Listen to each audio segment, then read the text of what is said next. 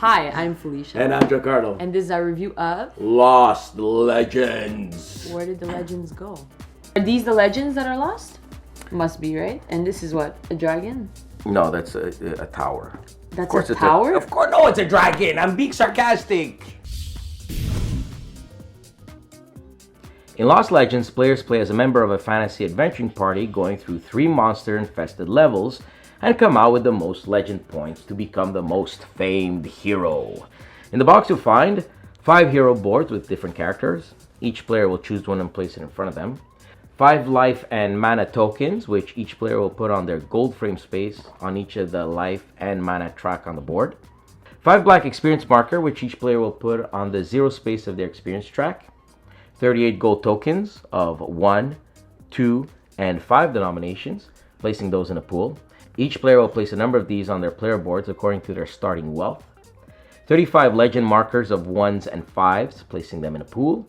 35 damage markers of 1 and 5s, placing these in a separate pool. 4 challenge trophies, placing them near the board. 24 trophy tokens, now place these in their respective piles of 4s in ascending order. And 150 cards made of 90 equipment cards, 30 for each of the 3 levels, and 60 monster cards, 20 for each level. Remove any cards with the numbers that exceed the amount of players you are, found in the bottom right corner. Then separate the cards by type and by level, placing all equipment cards and monster decks like so, starting with level 1 in the ruins, then 2 in the caves, and finally 3, the demon fortress. Shuffle the ruin monster deck, deal 3 cards for each player in a pile, and place the remainder of the cards next to it to form the reserve pile.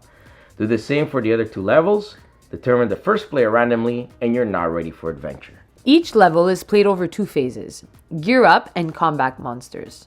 To gear up, grab the equipment deck of the level you're in and deal 6 to each player. Now each player will take a card of their choice and place the rest of the pile between them and the player on their left.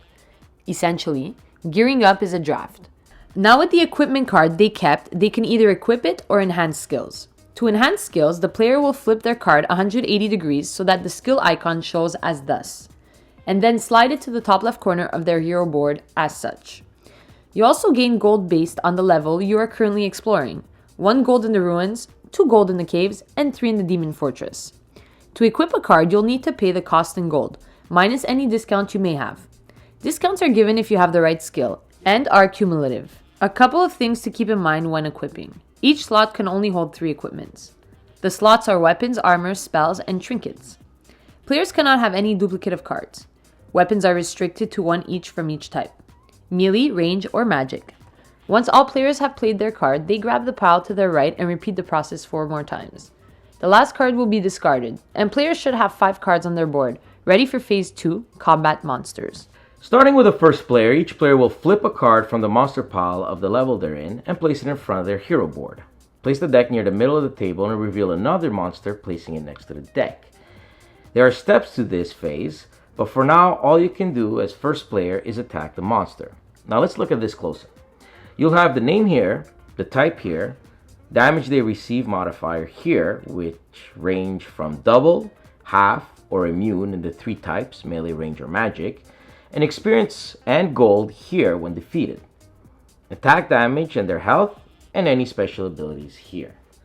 When attacking a monster, you choose a weapon you want to use. The weapons will give you bonus damage if you have the required skills. Like discounts, you can add the damage together. Keep in mind any modifiers they have. You can also use any spells and or trinkets, but these are one-shots and will cause you to turn them sideways until they are refreshed again. Now calculate the damage you caused and add any damage counters on the monster. If you defeat it, you'll gain the experience points listed by moving your experience marker that much on the track, and you'll distribute gold listed on it as well. The first gold you get, the second goes to the player on your left, and the third to your right, and then repeat the process if more gold remains. If your hero attained level 3, 6, 12, 20, or 30, you'll receive a choice of either 2 gold or increase your maximum life or mana by 1 by moving the respective token and marker by 1 on the track. Furthermore, you gain a trophy. Flip the monster card and place it so the icon shows in your trophy slot. If your trophy count is equal to or more than the same type of monsters from another player, you receive the challenge marker and the legend point. These will move around constantly in the game. Next, check to see if you receive any trophy tokens. There are 3 types: 2 trophies of the same type, 3 of the same type, or 1 of each different type. If you have the requirements, you take the topmost token of the type. These, however, do not switch around as the challenge tokens, and you can only ever have 1 of each from each of the 6 piles. Of course, if you didn't defeat the monster, the next step happens: the monster attacks you. Monsters will dish out damage listed here. Any armor you wear might prevent some of the damage. Any wound you take will make your life marker go down the amount you sustained. If you go to 0 or less, you are knocked out. You cannot participate in the level any longer, and you lose a skill enhancement card of your choice if you have any. If you survive, your turn is done and play passes to the next player. Now there are 2 steps in Phase 2 that happen prior to what we just said. They are reveal a monster and select a monster. Reveal simply means to reveal a monster if there are none next to the monster pile. Select a monster is a very interesting mechanic of the game. If you have a monster in front of you, you may choose to pass it to a player that does not have one in front of him. It will go to the first available player to the active player's right. Then he can choose to take the monster next to the pile or draw a new one. When a player takes the last monster card from the pile or next to it, the end phase is declared. The player will finish his turn, then every player, including the active one, will have one final turn to try and kill their monster. If they can't, the monster runs away, discarding it to the box.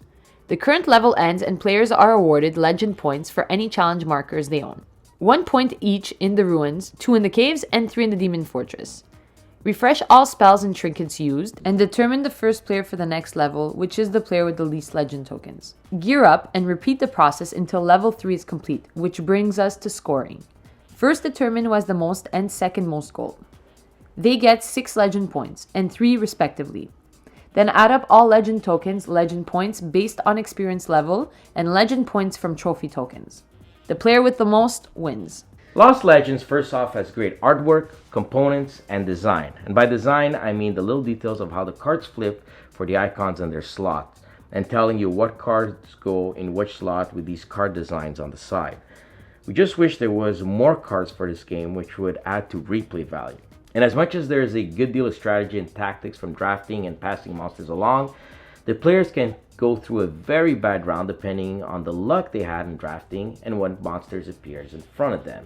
And if that wasn't bad enough, the penalty for the loser of him discarding a skill and then going first next round if he has the least legend points means he can't pass his monster off.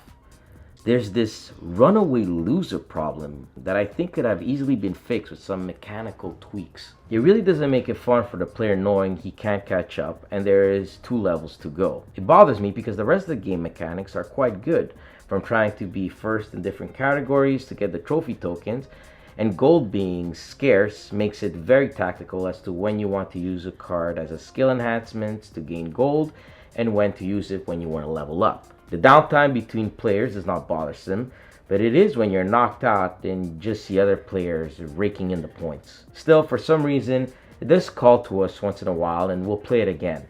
The different heroes does add to replay value, and knowing the cards will help you in your next game, but you just gotta pray you get good drafting cards and don't get unlucky with the monsters. Because if you do, you won't enjoy it. Not a bad game, but a little more playtesting on rules change would have made it a really good one. Lost Legends gets 6 legend points out of 10.